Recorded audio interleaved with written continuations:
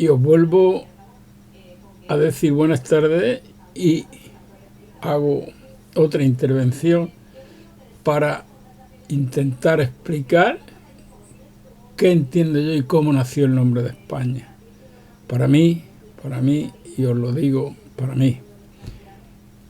ahí tengo que establecer una hipótesis que tiene el mismo valor que pueda tener otra, porque no tenemos documentos que nos lo digan. El nombre de España para mí nació cuando los godos entraron, esa gente que nosotros nos decían cuando estudiábamos de aquella manera, como yo estudiaba cuando era los bárbaros, pero ellos sabían, sobre todo el clero, cuando nos estaba dando las clases, aquella gente que nosotros la palabra bárbaro la cogíamos con la acepción de gente bárbara que todavía se mantiene, no lo acogíamos con el concepto que enseguida te decían, pero eso quiere decir extranjero, gente de fuera, que era mentira. Te lo decían con la mala leche de considerar bárbaro a todo el que no fuera de la religión vaticana, y nada más, y lo demás somos sergas, por no decir milongas camperas. Entonces, cuando los godos, pueblos germánicos, géticos, gente rubia, alta, poderosa, de buena musculatura, que venían hinchados también los pobres de estar luchando por ahí, por esa Europa, como mercenarios en distintos ejércitos, y sobre todo en un imperio que ha sido el que se mantiene todavía, que mantiene su solaje, como yo le llamo, que es el solaje del imperio romano, el clero vaticano, que siempre ha salido a defenderlo y a decirlos que gracias al imperio sabemos hablar, podemos andar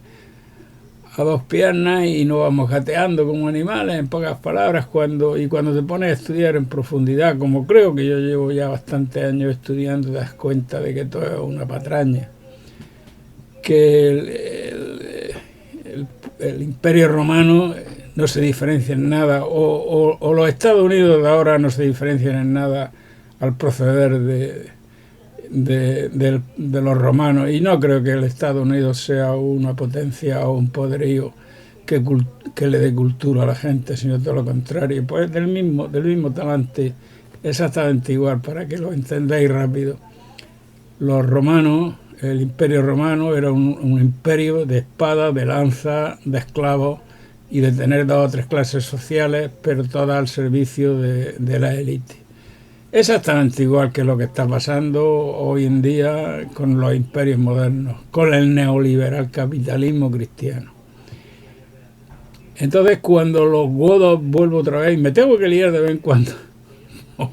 porque así os doy la información, lo que yo entiendo, que ahora se pone uno a hablar y lo veis muy fácil, pero coño, esto ha llevado su trabajo y sus años de estudio y de comprobaciones. Cuando los godos, estos pueblos bárbaros, y le vamos a seguir la corriente a los cronistas nacionales, sobre todo los nacional sindicalistas, cuando los godos bárbaros interrumpen en España, que en teoría estábamos gobernados, dirigidos por el Imperio Romano, en teoría, no tuvieron resistencia por la sencilla razón de que los romanos habían vendido ya a toda la gente joven, se la habían vendido, se la habían llevado para sus juergas, para sus negocios, y estaba esquilmada la población ibérica, y la que quedaba pues se escondía en los montes, se escondía donde podía, porque los romanos lo único que hacían es coger un tío joven o una mujer joven y menos generar cultura y generar bienestar, porque eso que dicen ahora, coño, eso lo hicieron los romanos. No, se hizo en tiempo del control de los romanos, pero lo hicieron los esclavos y no eran cosas de utilidad para la población, porque si traían agua era para ellos, para no molestarse los señoritos en sus casas, y claro, de vez en cuando, coño, tenían que darle de beber a los esclavos, y si hacían un coliseo para distraerse ellos, y luego tenían sus zonas para que le aplaudieran, pero los que estaban ahí jugándose la piel y el negocio era todo de gente nativa, ibérica en el caso nuestro de España. Y ya después nos vendieron todas las gaitas, pero yo espero que en tiempos próximos pues te salgan ya lingüistas que te digan, no, no, no, no. La forma de hablar española, pues al margen de las muchísimas palabras que tenemos derivadas del árabe, la mayoría, la inmensa mayoría nuestras son de origen griego, fenicio. Y de estos pueblos que estuvieron aquí 700 años, aproximadamente los bárbaros, que nos dejaron como es natural su impronta lingüística y se mantiene. Lo que pasa es que ha habido unos intermediarios lingüísticos, como han sido el Imperio Romano y sus solajes, que han mantenido siempre lo mismo que ahora. A través de los medios de comunicación, a través de los sistemas modernos, prácticamente los Estados Unidos, un estadounidense siempre te sale que te ha inventado la cremallera, que ha hecho el turrón, que ha inventado la boina, en fin, que te salen todas y te van camuflando, te están cambiando la realidad y se la ponen ellos como mérito. Y es muy normal dentro del que hace y escribe la historia que te mientan y te digan, no, es que tal cosa lo hemos hecho nosotros. Y siempre sale un señor de Minnesota o no sé dónde que ha sido el inventor o el ideador de tal cosa. Pues lo mismo ha pasado con el lenguaje nuestro y lo mismo ha pasado con la mayoría de las cosas a lo largo de la historia. Pero fíjate, la capacidad de comunicación que tenemos ahora por los flecos de ese ingente, estudiando, analizando los flecos, porque el corazón sigue siendo mentiroso, pero en los laterales de esa información que se va de un país a otro y tal, puede ir cazando y entremezclando cosas y llegar a conclusiones que antes no podía llegar. Y ahora llegas con más facilidad, pero ya te digo, de un modo indirecto, porque directamente te siguen inundando con mentiras, la crónica, con falsedades. Entonces, cuando esos godos llegan a la península ibérica, a la Iberia, que el nombre de Iberia se lo dieron gente anterior a ellos y era gente que vino también de allá, del Mar Negro orientales, porque hay un reino pegado al Mar Negro, que también se llama el reino el ibérico. Y claro, que produce mucha uva, que produce mucho vino, y cuando esta gente que vinieron de allá hacia acá, ¿y sabéis por qué la gente emigraba principalmente hacia el oriente hacia el poniente y no se iban hacia el oriente? Porque aquí la zona de España, las zonas del atardecer, del sol,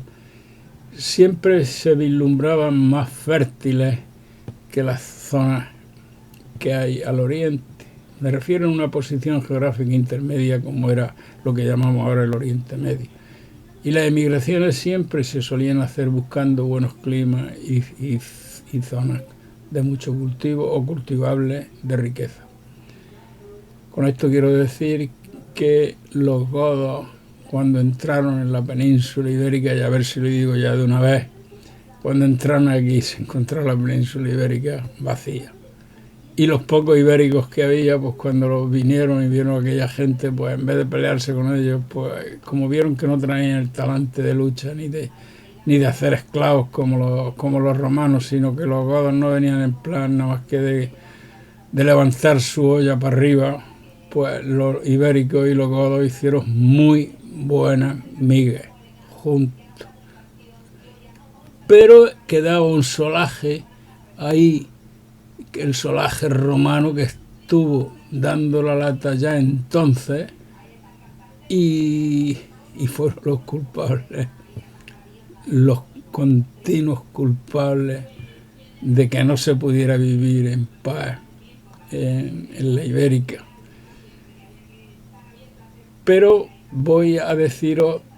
cuando están aquí esta gente goda instalado en la ibérica, pues una tierra que les encantó fue la tierra de campo, porque en la tierra de campo hay abundancia de cereales, se cultiva muy bien, incluso todavía. pero en aquella época era más fácil sacar las cosechas, y entonces los godos se establecieron allí. Y esos godos que se establecieron allí en la tierra de campo estaban limitando con un reino que ya estaba establecido, ¿sabes? Que era el reino de Portugal. La gente portuguesa, lusa, que siempre tuvieran la forma política que tuvieran, siempre han tenido un diferencial del tipo que sea, pero no han sido lo mismo que un ibérico de la zona castellana. Ellos han sido gente de esa zona portuguesa que tienen una forma de ser diferente, ni mejor ni peor, pero diferente. Y ya cuando los godos se fueron estableciendo y estuvieron allí felices y contentos junto con los ibéricos, pues se estableció un comercio entre el reino de Portugal y, podemos decir, y el reino ibérico. El reino ibérico, que era un rey de aquellos famosos reyes que nos metían y decía, la lista de los reyes godos, que ya estuviera una gilipollez. Y te tenías que soltar, fulano, mengano. No, pues ahí te falta fulano, vale, suspendido. Que esa era mucho la enseñanza española del momento.